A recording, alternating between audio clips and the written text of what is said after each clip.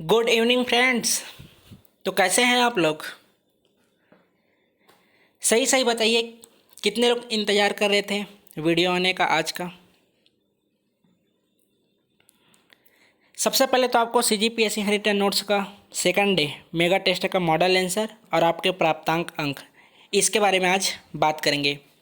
तो आप सभी का CGPSC रिटन नोट्स के यूट्यूब चैनल में बहुत बहुत स्वागत है। आज हम 11वें दिन का मॉडल आंसर देखने जा रहे हैं। तो आप सभी जो नोट्स तैयार किए थे, जो लिखे थे, उसे निकाल लीजिए। आज आप सभी को फीडबैक भी दिया गया है, तो अंत तक बने रहिए। टॉप 10 स्टूडेंट का रैंक और आप सभी का प्राप्तांक दोनों बताया जाएगा। आप भी जान लीजिएगा कि आपके प्राप्तांक अंक कितने हैं। देखिए, निर्देश जारी किया गया था कि आप सभी प्रयास कीजिए। जब तक लिखेंगे नहीं, सीखेंगे भी नहीं। बट केवल लोगों ने ही PDF सेंड किए हैं, कुछ ही लोगों ने। इससे साफ होता है कि जो बाकी छात्र हैं केवल दूसरों का PDF पाने के लिए व्हाट्सएप ग्रुप में रुके हुए हैं। तो अवगत करा देता हूँ आप सभी को, हम कल से ग्रुप से बाहर कर देंगे, क्योंकि मेंस आंसर राइटिंग में वही छात्र चाहिए जो लिखने का प्रयास करे और सीखने की कोशिश करे। जो दोनों के इच्छुक नहीं हैं, आप स्वयं ग्रुप से बाहर हो सकते हैं, ताकि इसके जगह हम दूसरे छात्रों को इसका मौका दे सकें, ताकि वे फ्री जो मेंस आंसर राइटिंग हो रहा है उसका लाभ प्राप्त कर सके। आज का पहला प्रश्न था, पितृसत्तात्मक को बताइए 30 शब्द में।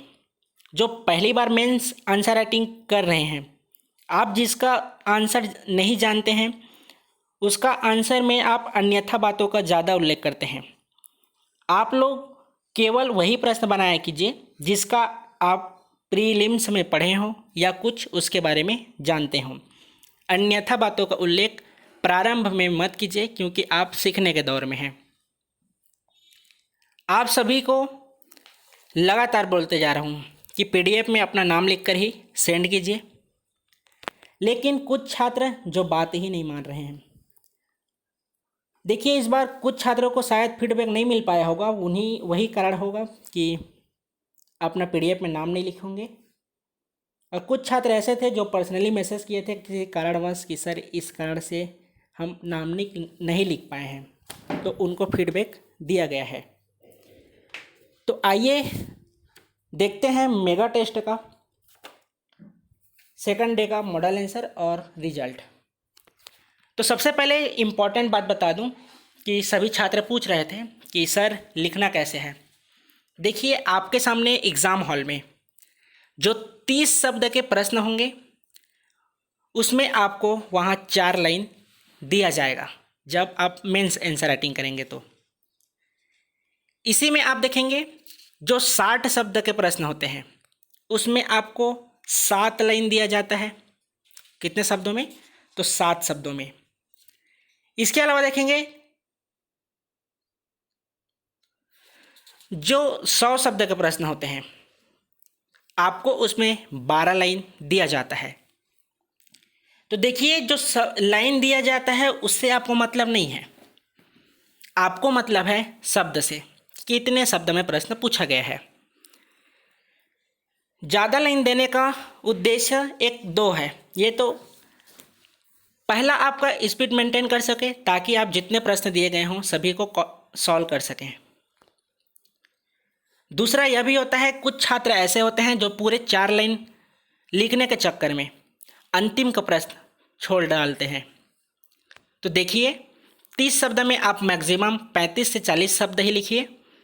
आप कोशिश मत कीजिए कि 4 लाइन पूरा लिखना है, कि 7 लाइन पूरा लिखना है, कि 12 लाइन पूरा लिखना है। शब्दावली पे विशेष रूप से ध्यान दीजिए कि आप सटीक लिखते हैं कि थोड़ा दूर दूर पास पास कैसे लिखते हैं, आप देख लीजिएगा। लेकिन पूरा लाइन भरने की कोशिश मत कीजिएगा। कुछ छात्र पूछ रहे थे सर 30 शब्द में कितने अंक है, 60 शब्द में कितने अंक है। तो 30 शब्द का प्रश्न जो होता है 2 अंक का होता है। 60 शब्द का प्रश्न 4 अंक का होता है, 100 शब्द का 8 अंक, 125 शब्द का 10 अंक और 175 शब्द का 15 अंक। इसको हम एक बार देख चुके हैं। तो चलिए शुरुआत करते हैं आज के पहले प्रश्न से। पहला प्रश्न था पितृसत्तात्मक को बताइए। आपको आंसर देना था 30 शब्द में।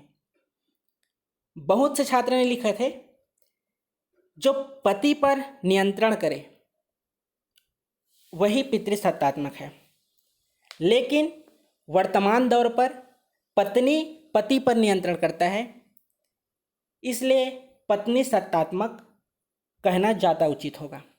तो आप बताइए, क्या प्रश्न में पत्नी सत्तात्मक पूछा गया था?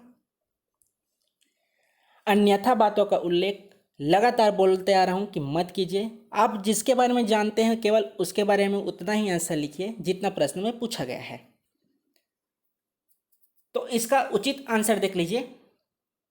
पितृसत्तात्मक एक सामाजिक व्यवस्था है जिसमें पुरुषों की प्राथमिक सत्ता होती है, अर्थात उन्हें समाज में उच्च माना जाता है। राजनैतिक नेतृत्व, नैतिक आधार, सामाजिक सम्मान, संपत्ति पर नियंत्रण आदि की भूमिका में प्रबल होते हैं। केवल तथ्य को शामिल करना है 30 शब्द के प्रश्न में, न कि राजनैतिक नेतृत्व होता है, नैतिक आधार होता है, ये सब नहीं लिखना है। 30 शब्द में जितना ज़्यादा हो सके फैक्ट चीज़ों को लिखिए। तो ये हुआ पहले प्रश्न का मॉडल आंसर कि पितृसत्तात्मक एक सामाजिक व्यवस्था है जिसमें पुरुषों की प्राथमिक सत्ता होती है, अर्थात उन्हें समाज में उच्च माना जाता है। राजनैतिक नेतृत्व, नैतिक आधार, सामाजिक सम्मान, संपत्ति पर नियंत्रण आदि की भूमिकाओं में प्रबल होते हैं। ये पहला आपका प्रश्न था। दूसरा प्रश्न था छत्तीसगढ़ में सातवाहन वंश की सत्ता के संबंध में उपलब्ध साक्ष्यों का उल्लेख कीजिए। कितने शब्द में लिखना था? 30 शब्द में। तो आपको केवल सातवाहन वंश के बारे में बताना था, उसमें भी क्या जो उपलब्ध साक्ष्य प्राप्त हुए हैं उसके बारे में। तो बहुत से छात्र ने पूरा सातवाहन वंश को लिख दिए हैं, शासक का नाम, राजधानी, स्थान, क्या विशेष है। तो आपको केवल साक्ष्य बताना था, वो भी शब्दावली था 30 शब्द में। तो देखिए 30 शब्द में वास्तव में आपको लिखना क्या रहता है, जो प्रीलिम्स में प्रश्न पूछे जाते हैं, डायरेक्ट प्रश्न पूछे जाते हैं, जिस भी वंश से पूछे जाए, आपको 30 शब्द में उसको शामिल करना रहता है, न कि अन्यथा को जो कभी प्रीलिम्स में पूछा नहीं गया है उन सभी बातों का उल्लेख आप 30 शब्द के प्रश्न में नहीं कर सकते हैं। अक्सर आप देखेंगे प्रीलिम्स का क्वेश्चन है वो मेंस में आता है डायरेक्ट, तो आपको यह पूछा जा रहा है कि आप क्या जानते हैं जो परंपरागत प्रश्न पूछे जा रहे हैं उसके बारे में। तो डायरेक्ट 30 शब्द के प्रश्न में आप उन्हीं बातों को लिखिए जो एग्जाम में पूछे जाते हैं। तो इसका उचित आंसर क्या हो सकता है? तो सातवाहन कालीन राजा अपीलक की मुद्रा मल्हार व बालपुर से, रोमकालीन स्वर्ण मुद्राएं चकरबेड़ा से, राजा वरदत्त श्री की जानकारी गुंजी शिलालेख से, तथा सातवाहन कालीन काष्ठ एवं स्तंभ किरारी से प्राप्त हुए हैं। ये आपको लिखना था 30 शब्द में सातवाहन वंश की सत्ता के संबंध में उपलब्ध साक्ष्यों के बारे में। एक बार और देख लीजिए। सातवाहन कालीन राजा अपीलक की मुद्रा मल्हार व बालपुर से, रोमकालीन स्वर्ण मुद्राएं चकरबेड़ा से, राजा वरदत्त श्री की जानकारी गुंजी शिलालेख से, तथा सातवाहन कालीन काष्ठ स्तंभ किरारी से प्राप्त हुए हैं। देखिए जितने भी मॉडल आंसर देखने जा रहे हैं, इसके अलावा भी अगर आपको लगता है कि कुछ शब्द ऐड करना है तो आप बिल्कुल कर सकते हैं, लेकिन पुनः बोल रहा हूँ फैक्ट बातें छूटनी नहीं चाहिए जो प्रीलिम्स में प्रश्न पूछे जाते हैं। आज बहुत से नए छात्रों ने मेंस आंसर राइटिंग किया है और काफ़ी अच्छा आंसर किए लिखे हैं। तो आप लोग लगातार प्रयास करते रहिए। निश्चित है कुछ दिनों में आप भी जो पहले स्टूडेंट हैं, पुराने स्टूडेंट हैं, बाकी बैच वाले हैं, आप भी उनके जैसे ही आंसर लिख सकते हैं। प्रश्न तीसरा था नवपाषाण काल के अवशेष कहाँ कहाँ से प्राप्त हुए हैं। तो नवपाषाण कालीन युग के औजार दुर्ग जिले के अर्जुनी, राजनांदगांव जिले के चितवा डोंगरी तथा रायगढ़ जिले के टेरम नामक स्थान से प्राप्त हुए हैं। इस समय के शैलचित्र ड्रैगन आकृति के थे, जिसमें चीनी सभ्यता का प्रभाव दिखता है। ये आपका 30 शब्द का प्रश्न था कि नवपाषाण काल के अवशेष कहाँ कहाँ से प्राप्त हुए हैं। तो एक बार और देख लीजिए। नवपाषाणकालीन युग के औजार दुर्ग जिले के अर्जुनी, राजनांदगांव जिले के चितवा डोंगरी तथा रायगढ़ जिले के टेरम नामक स्थान से प्राप्त हुए हैं। इस समय के शैलचित्र ड्रैगन आकृति के थे, जिसमें चीनी सभ्यता का प्रभाव दिखता है। ये आपका प्रश्न क्रमांक 3 का मॉडल आंसर आपको लिखना था 30 शब्द में। आज बहुत से नए छात्र मेंस ग्रुप में ज्वाइन हुए हैं, तो उनको मेंस आंसर राइटिंग की पूरी प्रक्रिया बता देता हूँ। आप लोग पर्सनली मैसेज करते रहते हैं, तो आपकी जानकारी के लिए बता दूँ। आपको सोमवार से शुक्रवार तक सुबह 9 बजे छत्तीसगढ़ का सामाजिक परिदृश्य पेपर 6 और छत्तीसगढ़ का प्राचीन इतिहास पेपर 3, इसका प्रश्न वीडियो के माध्यम से प्राप्त होगा, जिसका आपको आंसर लिखना है और पीडीएफ बनाकर जितने भी अलग अलग बैच वाले हैं अपने अपने बैच में शाम 6 से 7 के बीच नाम लिखकर सेंड करेंगे। पीडीएफ में नाम लिखना है, जिसका मॉडल आंसर आपको रात इसी समय 9 से 10 बजे के बीच मिल जाएगा। तो यदि अभी तक आपने हमारे चैनल को सब्सक्राइब नहीं किया है तो सब्सक्राइब कर लीजिए, ताकि समय पर आपको पूरी नोटिफिकेशन प्राप्त हो सके। प्रश्न क्रमांक 4 था, बिंझवार जनजाति को समझाइए। कितने शब्दों में? तो 60 शब्द में। तो इसका मॉडल आंसर देख लीजिए। बिंझवार जनजाति मुख्यतः रायपुर, बिलासपुर, बलौदाबाजार जिले में निवास क्षेत्र है। यह बैगा जनजाति से संबंध है। इनमें भी अनेक उपजातियां हैं, जिनमें बिरझिया, सोनझार, बिंझिया है। ये स्वयं को विंध्य क्षेत्र के मूल निवासी मानते हैं। विंध्यवासिनी देवी की पूजा करते हैं और विंध्यवासिनी के पुत्र 12 भाई बेटकर को अपना पूर्वज मानते हैं। स्थायी कृषि का प्रचलन तथा छत्तीसगढ़ी बोली का बोलचाल में प्रयोग करते हैं। जो शहीद वीर नारायण सिंह हैं वे इसी जनजाति से संबंधित थे।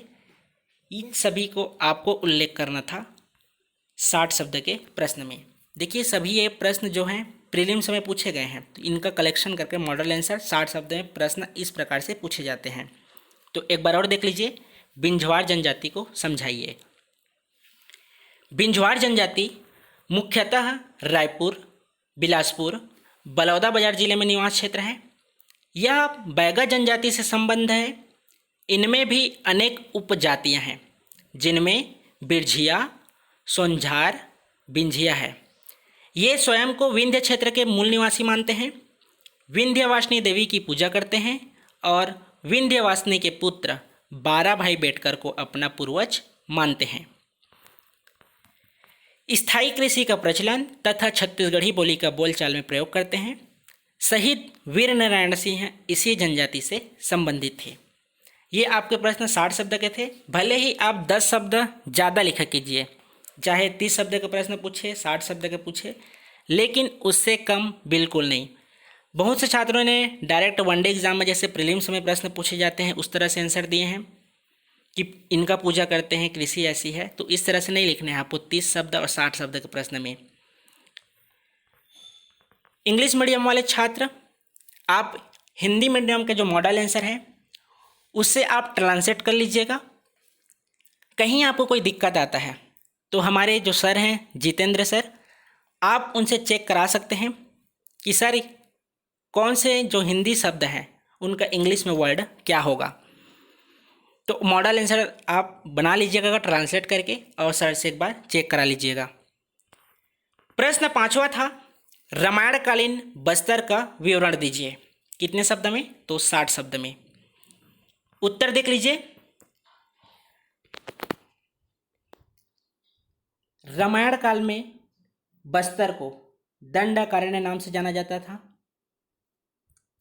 भगवान राम ने दंडकारण्य क्षेत्र में अपने वनवास के दौरान कुछ समय व्यतीत किए थे। पंचवटी जो कांकेर जिला में स्थित है, वहां से सीताहरण का उल्लेख मिलता है। कोंडागांव में जटायु का वर्णन भी मिलता है। अन्य स्थलों का भी वर्णन मिलता है, जिसमें मंदाकिनी, चित्रकूट, सबरी नदी, रामगिरी पर्वत आदि शामिल हैं। इसमें आप एक शब्द और वाक्य ऐड कर सकते हैं। इसे वर्तमान में छत्तीसगढ़ सरकार द्वारा श्री राम वनगमन पथ पर शामिल किया गया है। ऐड कर लेंगे इसको जब आप अपना खुद का नोट्स बनाए तो, कि इन स्थलों को श्री राम वनगमन पथ पर शामिल किया गया है। एक बार और देख लीजिए।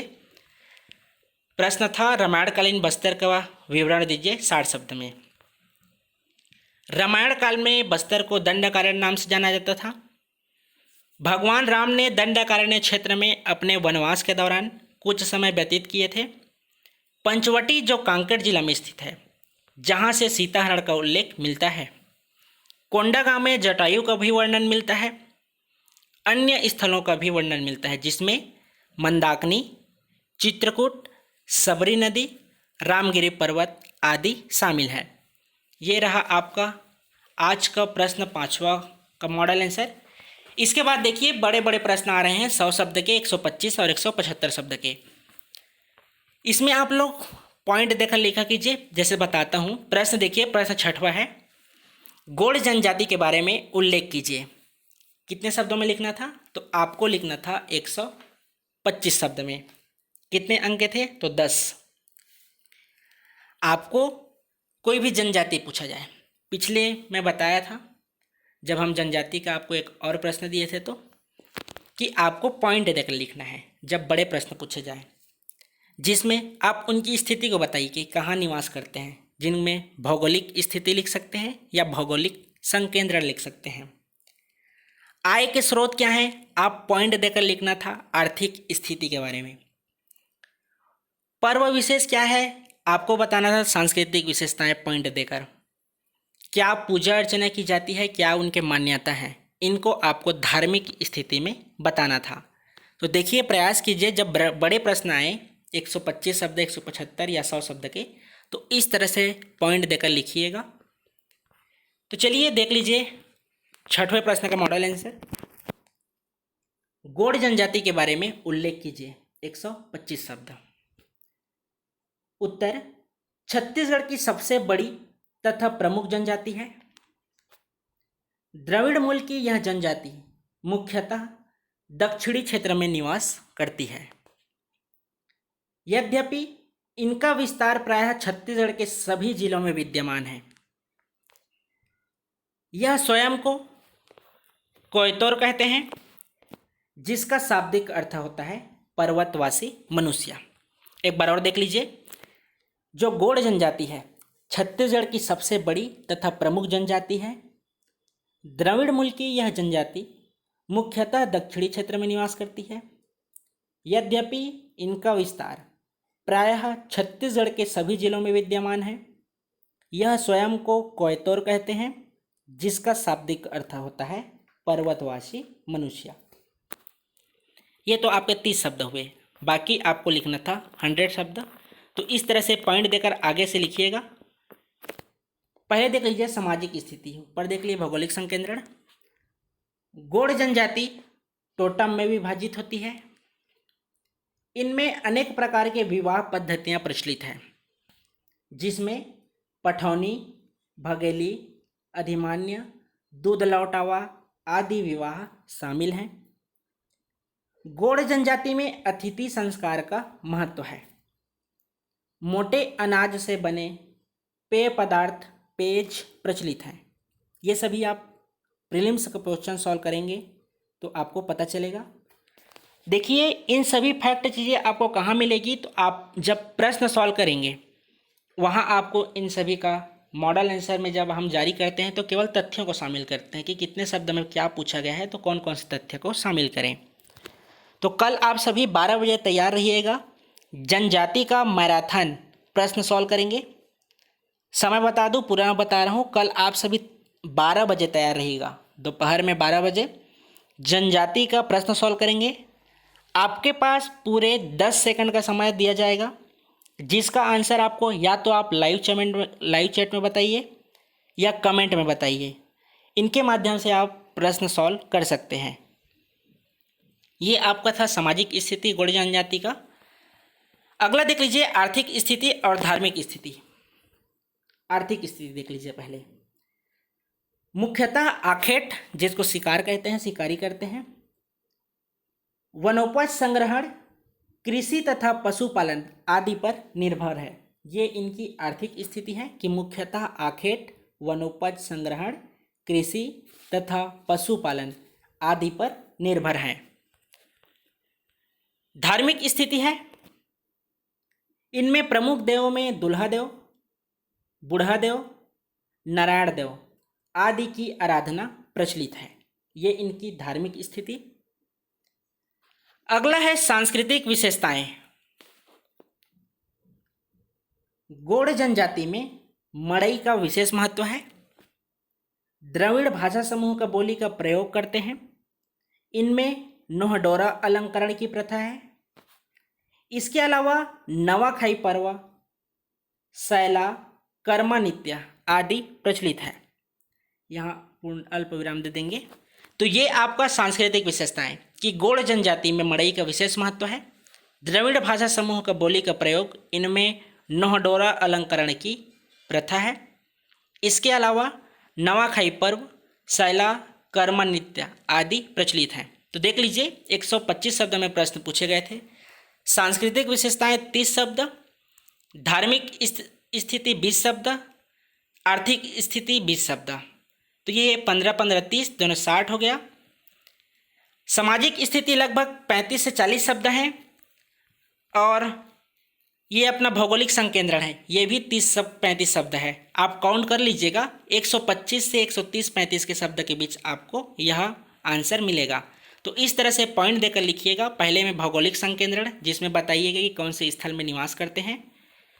दूसरे में सामाजिक स्थिति बताइए, क्या उनके रीति रिवाज परंपराएं हैं। आर्थिक स्थिति और धार्मिक स्थिति में बताइए, आर्थिक में आय का स्रोत क्या है, क्या कार्य करते हैं। धार्मिक स्थिति में जो उनके देवी देवताएं हैं, क्या पूछते हैं, उनके बारे में बता दीजिए। और अंतिम में बता दीजिए कि विशेष क्या है, सांस्कृतिक विशेषताएं जिनके कारण उन्हें जाना जाता है। तो ये आपको लिखना था गौड़ जनजाति में। पिछले प्रश्न में भी इसी तरह का एक आपको मॉडल आंसर बताया गया था। तो इस तरह से जितने भी जनजाति, विशेष पिछड़ी जनजाति हैं, आपको सातों का इस तरह से आप आंसर बना लीजिएगा। यहाँ से प्रतिवर्ष एग्जाम में प्रश्न पूछे जाते हैं। 60 शब्द में किसी अन्य जनजाति के प्रश्न पूछे जाते हैं। तो आपको पता होना चाहिए कि लिखना कैसे है। अगला प्रश्न था 7वां प्रश्न, छत्तीसगढ़ के प्राचीन इतिहास में सिरपुर का क्या महत्व है। कितने शब्द में लिखना था, 100 शब्द में। जी थोड़ी देर में बताएंगे, मेगा टेस्ट है आपको सेकंड, हाँ प्राप्तांक अंक बताएंगे। हाँ जारी करेंगे लिस्ट, सभी को बताएंगे प्रॉपर रूप से। प्रश्न 7वां था, छत्तीसगढ़ के प्राचीन इतिहास में सिरपुर का क्या महत्व है। 100 शब्द में पूछा गया था प्रश्न। तो देख लीजिए 100 शब्द में। महासमुंद जिले में महानदी के पूर्वी तट पर बसा हुआ छत्तीसगढ़ का प्राचीन नगर सिरपुर, इसका प्राचीन नाम श्रीपुर अर्थात समृद्धि की नगरी एवं चिंद्रांगतपुर था। संभवतः यह महाभारत कालीन अर्जुन के पुत्र भब्रुवाहन की राजधानी थी और इसका नाम मणिपुर था। सिरपुर सरबपुरीय, सोमवंश, पांडुवंश आदि राजाओं की राजधानी थी। बौद्ध ग्रंथ अवदान शतक के अनुसार महात्मा बुद्ध यहाँ आए थे। यहाँ अशोक द्वारा स्तूप बनाने का भी उल्लेख मिलता है। चीनी यात्री हुएनसांग ने 639 ईस्वी में महाशिवगुप्त के काल में सिरपुर की यात्रा की थी। इसी में आपको उनके दर्शनीय स्थल के बारे में बताना था। तो सिरपुर के दर्शनीय स्थल में है सिरपुर के लक्ष्मण मंदिर का निर्माण पांडुवंशी नरेश महाशिवगुप्त की माता महारानी वासटा ने अपने पति हर्षगुप्त की स्मृति में कराया था।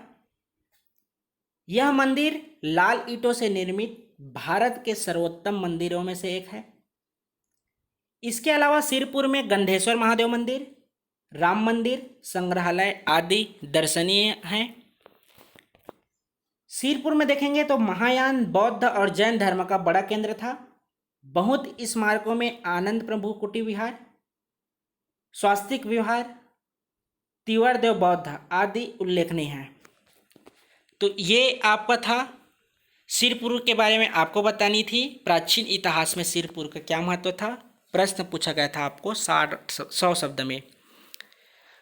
इस तरह से आप लोग आंसर लिखा कीजिए, केवल तथ्यों को शामिल किया कीजिए। जो नए छात्र हैं उनको कोई दिक्कत नहीं है, आप लोग सीख रहे हैं, सीखते रहिए, आप निश्चित रूप से कुछ दिनों में सीख जाएंगे। लेकिन जो पुराने छात्र हैं, जनश्रुति के अनुसार, इनके अनुसार, उनके अनुसार, इन शब्दावली का प्रयोग मत किया कीजिए। जो मेंस आंसर राइटिंग होता है पूरे के पूरे फैक्ट को शामिल किया कीजिए, न कि अन्यथा कहानी वहाँ दर्शाइए। अगला प्रश्न देख लीजिए, प्रश्न 8वां है, जनजाति सामाजिक संगठन को समझाइए 175 शब्द।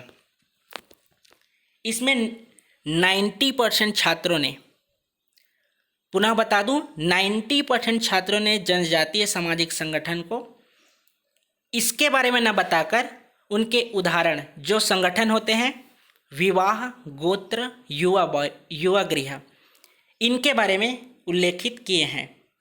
तो जनजातीय सामाजिक संगठन के बारे में पूछा गया था, न कि गोत्र, विवाह, युवा गृह के बारे में। तो प्रश्न को पहले समझिए कि प्रश्न वास्तव में पूछ क्या रहा है। आपसे पूछा गया था जनजातीय सामाजिक संगठन को समझाइए 175 शब्द में। सबसे पहले आपको उसका परिभाषा देना था, प्रभाव, महत्व, इसके बारे में उल्लेखित करना था। अगर आपको बताना ही था गोत्र, युवा गृह, विवाह के बारे में, तो अंतिम में आप बता सकते थे 30 शब्द में। जब आपके पास शब्द सीमा नहीं होती है, आपके पास शब्दावली नहीं होते हैं, तब आपको उन बातों का उल्लेख करना पड़ता है जिसमें आपको आंसर प्राप्त हो सके।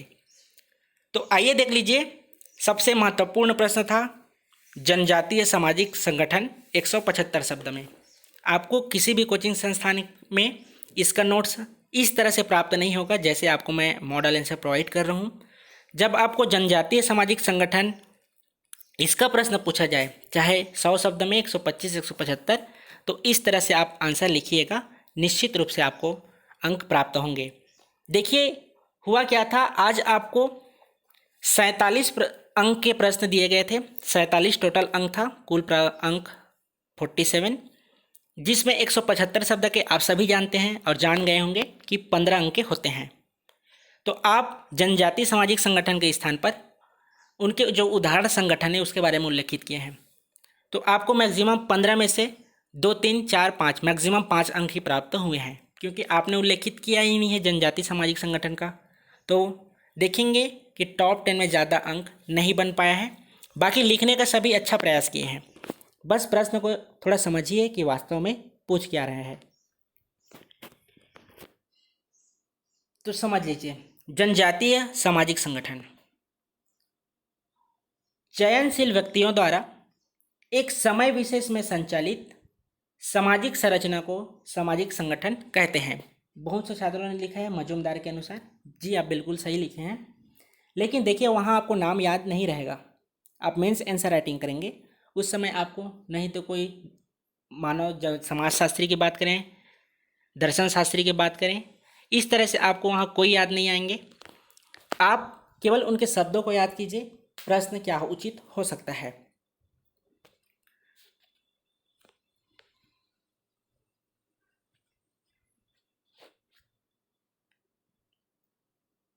जनजातीय सामाजिक संगठन चयनशील व्यक्तियों द्वारा एक समय विशेष में संचालित सामाजिक संरचना को सामाजिक संगठन कहते हैं।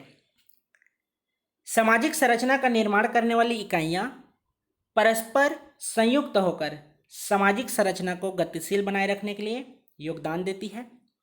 इस गतिशीलता को ही सामाजिक संगठन कहा जाता है। एक बार और देख लीजिए, आपको जनजातीय सामाजिक संगठन अगले जब भी मेगा टेस्ट होगा आपसे प्रश्न 60 शब्दों में पूछा जाएगा, तैयारी कर लीजिएगा। 60 शब्द में आप देख लीजिएगा कौन कौन से शब्द का आप प्रयोग कर सकते हैं। तो नोट्स आप साथ साथ बना सकते हैं या स्क्रीनशॉट भी ले सकते हैं, आपके पास दोनों विकल्प हैं।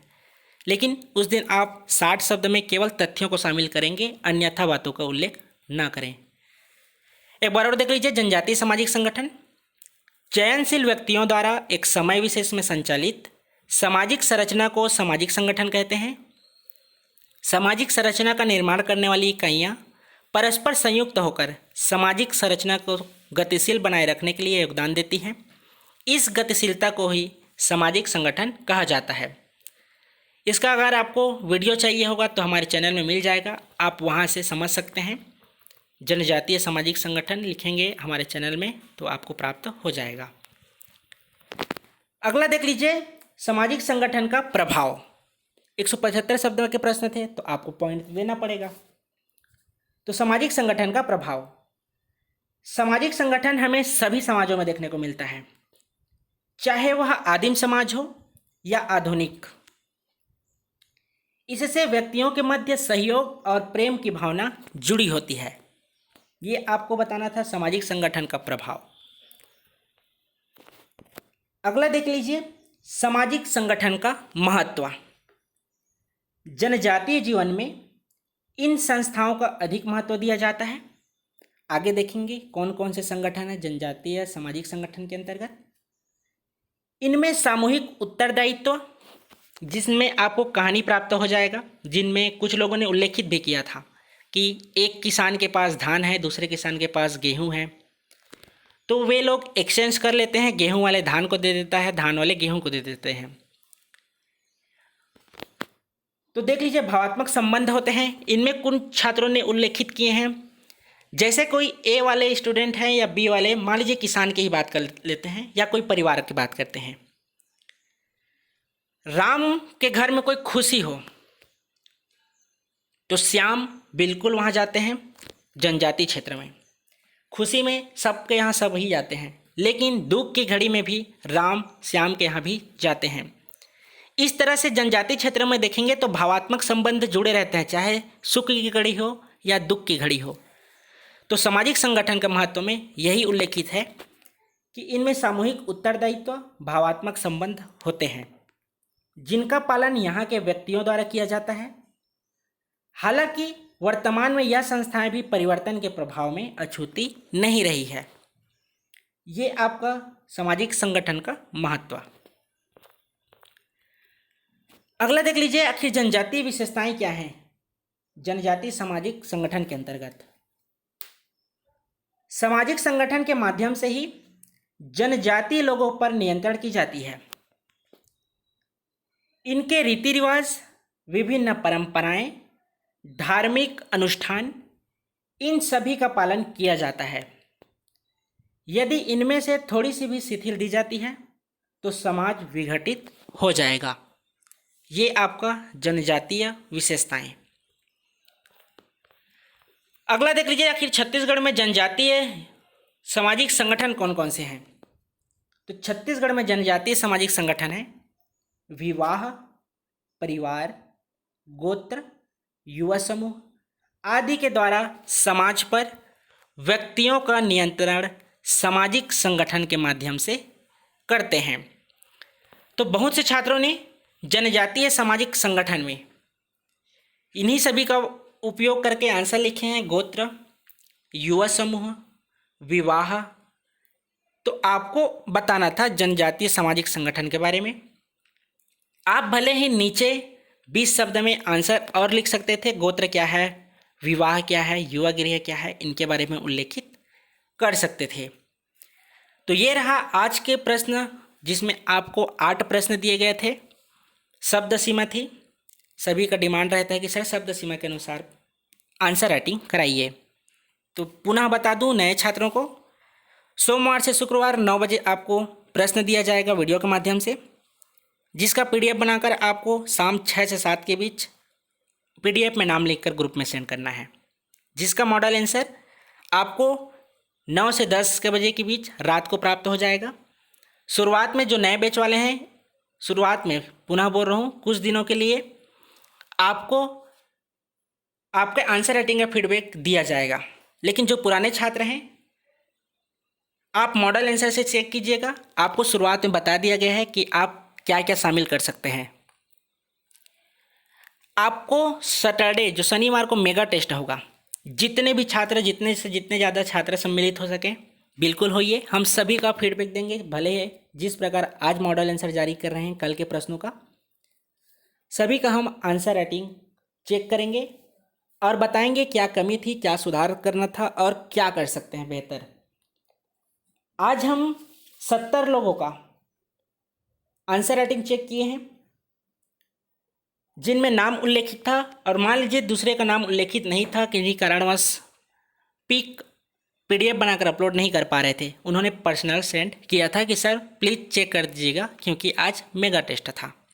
तो हमने पूरे प्रयास किए हैं कि जितने पीडीएफ आए थे सभी को चेक करने का प्रयास किए हैं, और जो छूटा होगा उन्हीं का छूटा है जो पीडीएफ में अपना नाम नहीं लिखे हैं या उल्लेखित नहीं कर पाए हैं। तो कौन कौन अपना अंक जानना चाहते हैं कम लाइव चैट में बताइए या कमेंट करके बताइए। कितने लोग उत्सुक हैं अपने अंक जानने के लिए, आपके रिजल्ट जानने के लिए, प्राप्तांक अंक कितने पर आए हैं उनके बारे में। चलिए शुरुआत करते हैं। कुल अंक था 47 अंक, बता दूं 47 अंक थे। देख लीजिए जो पीडीएफ पहले सेंड किए हैं उनका पहले चेक हुआ था, तो पहले सभी का देख लेते हैं, अंत में देखेंगे टॉप 10 छात्रों के नाम। तो चलिए शुरुआत करते हैं। कुल 47 लोग अंक था 47, 70 लोगों का आंसर राइटिंग का नंबर दिया गया है। आज मेगा टेस्ट का दूसरा दिन था, तो आइए आपके प्राप्तांक देख लेते हैं। पहला प्रीति कर्मकार 30 अंक, ये टॉप 10 लिस्ट नहीं है ना, पुनः बता रहा हूँ, ये प्राप्तांक अंक हैं। प्रीति कर्मकार 30 अंक। मेडुल राजकुमारी 29 अंक, ये सभी आपके प्राप्तांक अंक हैं। श्रद्धा 29 अंक। तेजस्वानी 10 अंक। ममता पटेल 26 अंक। प्रीति भारती 21 अंक। मधु 21 अंक। प्रीति पात्रे 10 अंक। पिंकी सरकार 22 अंक। प्रिया आपका प्राप्तांक अंक 6 अंक। राहुल अगरिया 11 अंक। शरद मिश्रा 16 अंक। रेखा 12 अंक। पिंकी मंकुर 17 अंक। श्रद्धा 17 अंक। सोनू 13 अंक। प्रिया शर्मा 7 अंक। रोशन टोप्पो 22 अंक। देखिए ये जो आप लोग नाम लिखे हैं, मधु, रेखा, श्रद्धा, प्रिया, सोनू, आप लोग पूरा सरनेम सहित लिखा कीजिए ताकि आपको और हमको दिक्कत ना हो। आप भी फिर पूछेंगे सर हमारा कौन सा है, हमारा कौन सा है, तो पूरा लिखा कीजिए, इससे आपको डायरेक्ट पता चल जाएगा कि ये आपका नाम है, क्योंकि इसमें आपको रिपीटेड दिखेंगे, आपको नाम वही मिल सकता है। तो प्रिया शर्मा 7 अंक, रोशन टोप्पो 22 अंक। सुनीता यादव प्राप्तांक अंक आपका 15 अंक। रोशनी इक्का है 21 अंक। रेशमी है, रोशनी नहीं है, सॉरी, रेशमी इक्का है 21 अंक। नेहा सरकार है 18 अंक। यशवंत कुमार नेताम 25 अंक। महिमा वर्मा 22 अंक। मुकेश गुप्ता 14 अंक। निकिता 28 प्राप्त अंक। नेतराम पैकरा आपका प्राप्तांक अंक 18 है। रीनू साहू 24 अंक। वीरेंद्र साहू 15 अंक। वर्षा 22 अंक, समृद्धि आपका प्राप्तांक अंक 24, ओम प्रभा 19 आपका प्राप्तांक अंक है, रानू 13 अंक, सरिता भिसी 22 अंक, सुलेखा आपका प्राप्तांक अंक 11 अंक, मीनू जांगड़े 20 अंक, प्रीति टेरकी 13 अंक। देखिए इनमें से जो बहुत से छात्र हैं उनका आप आंसर राइटिंग देख सकते हैं। अगर आपको कुछ डाउट होगा तो पुनः बता दूं, जनजातीय सामाजिक संगठन में जितने भी गोत्र, युवा गृह, इन सभी के बारे में ज़्यादा उल्लेखित किए हैं, उनको ज़्यादा प्राप्तांक अंक प्राप्त नहीं हुए हैं, क्योंकि आपको जनजातीय सामाजिक संगठन का उल्लेख करना था और प्रश्न था 15 अंक का। तो आप सोच सकते हैं कैसे अंक सभी का डाउन हुआ है। देखिए जो लड़कियां बहुत से ऐसे हैं जिनका अक्षर देखेंगे तो अच्छा है, बहुत ही अच्छा लिखते हैं। जिनका अक्षर में सुधार करने की आवश्यकता है, आप लोग लगातार लिखिए तभी सुधर पाएगा। आपको पूरे दिन भर का समय मिलता है, तो जितना स्वच्छ लिखेंगे उतना आपके लिए फ़ायदेमंद है, आपके अक्षर में सुधार होगा। बहुत से लोग इतने घसीट के लिखते हैं कि दूसरे पेज में भी दिखाई देता है। इसके अलावा देखेंगे तो है को देखिए, सभी जगह है का प्रयोग होता है। चाहे आप कोई सा भी प्रश्न सॉल्व करें तो है को अच्छे से बनाया कीजिए, पता ही नहीं चलता कि है कि क्या है।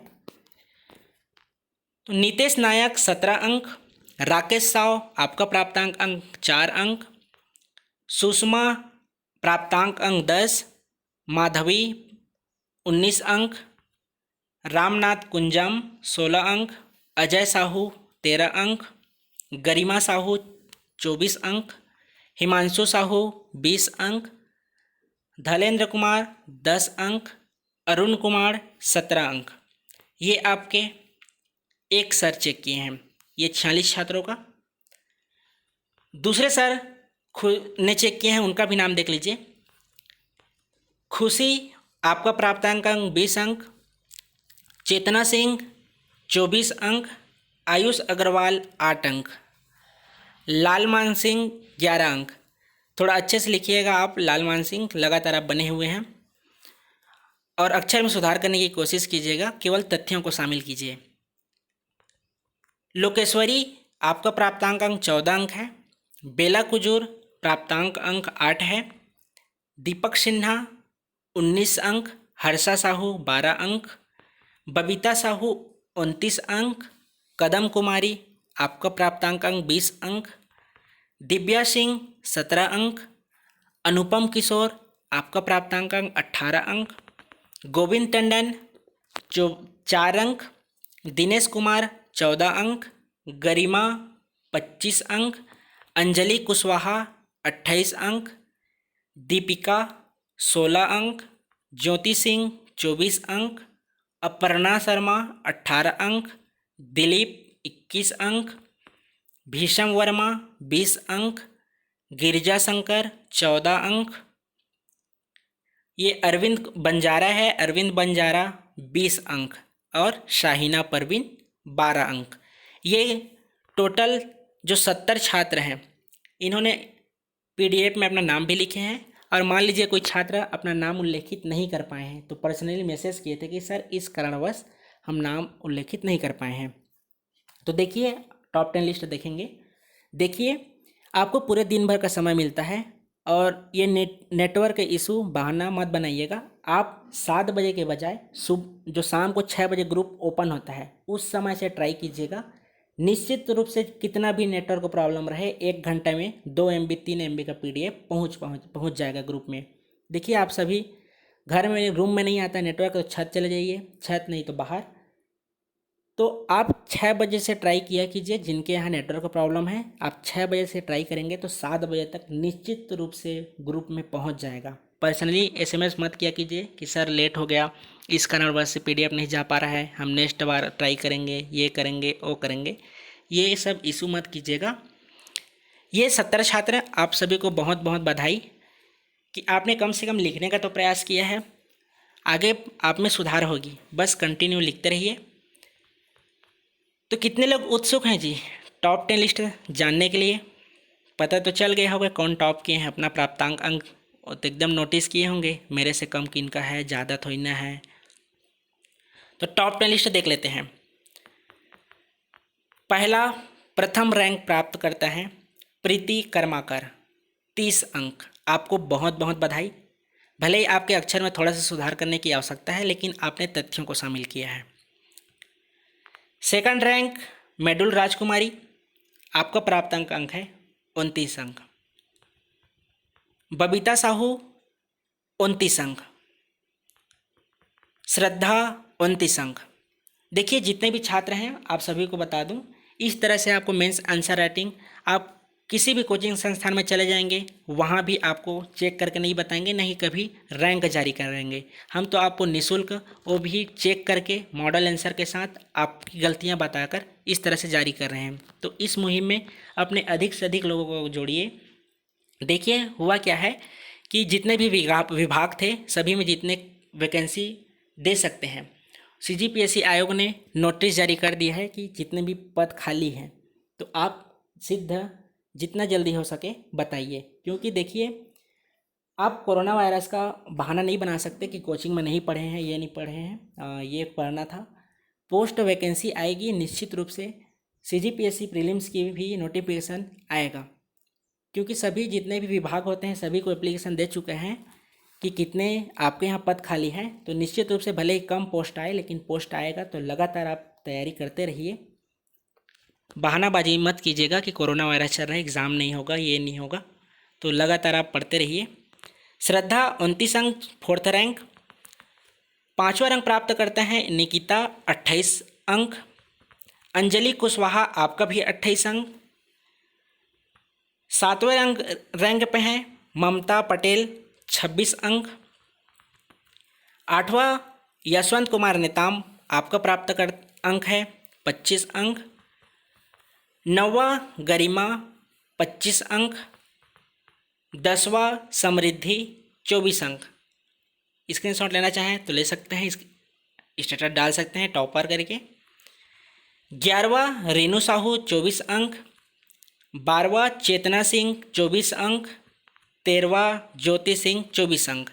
इस तरह से टॉप 10 लिस्ट, जिनमें 13 छात्र ऐसे हैं जिन्होंने काफ़ी अच्छा आंसर लिखे हैं, बहुत ही अच्छा प्रयास किए हैं। आप सभी लगातार लिखते रहिए। जो टॉप 10 छात्र वाले हैं आप सभी को हमारे CGPSC हेरिटेज नेट्स परिवार की तरफ से बहुत बहुत बधाई एवं शुभकामनाएं। इसी तरह से आप लिखते रहिए।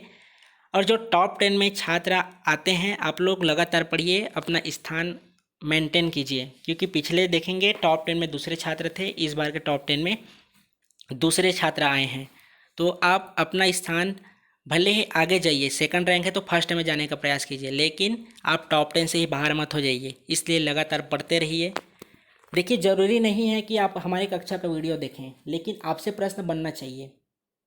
बहुत से छात्र ऐसे हैं जो मेंस आंसर राइटिंग कर रहे हैं लेकिन पता ही नहीं है लिखना क्या है।